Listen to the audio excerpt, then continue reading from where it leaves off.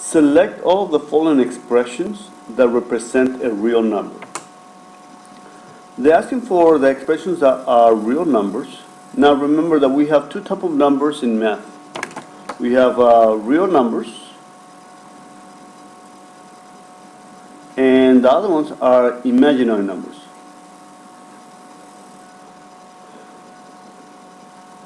The imaginary numbers are the ones that end up having an I. If he has an I, they are imaginary numbers. Otherwise, they are real numbers. So let's go and simplify each of the answers. And notice that there can be more than one correct answer. First, I to the 10. We remember that I squared is equal to -1 as our basic definition. So therefore, I need to find out how many I squares are in I to the 10th. So let's see, I squared. How many I to the second power will be 5, because 5 times 2 will give you 10.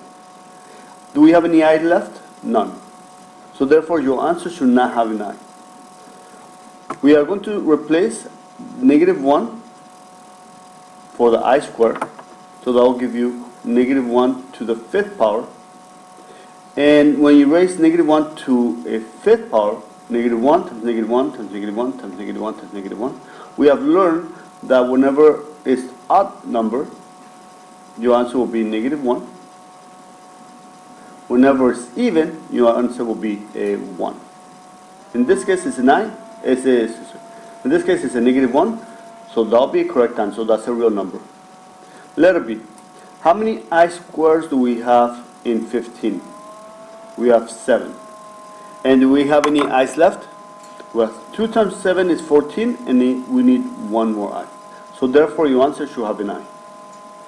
I'm going to replace, instead of I squared, will be a -1 to the 7th power, and we still have the I. Whenever you raise -1 to the 7th power, because it's odd, that will give you a -1, and we still have an I. So you can leave it as -1I or just I. This is an imaginary number because it has an I. So therefore B is not real. Letter C. I to the second power. How many I squares do we have in 28? We have 14. 2 times 14 is 28. And we don't have any i's left. So therefore your answer should not have an I. I'm going to replace -1 to the 14th power. That will be +1. Whenever you're raising a -1 to an even number, to an even power, your answer will be +1. So that is a real number as well. Letter D. I squared to what power? How many I squares are in 13? 6. 2 times 6 is 12, and how many do we have left? 1. I'm going to replace -1 to the 6th power, and we still have the I, so therefore my answer should have an I. -1 to the 6th power, because this is even, will give me a +1, and I still have my I. You can leave it as one I or just I. Letter E. How many I squares do we have in 11? 5. 2 times 5 is 10, and we need one more I. Therefore your answer should have an I. I'm going to replace the -1 to the 5th power, and we still have the I.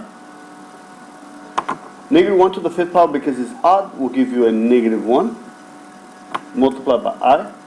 Is -1I or just -I? So the only ones that have real are A and C. The other ones, B, D, and E, all of them have an I, so therefore they're imaginary.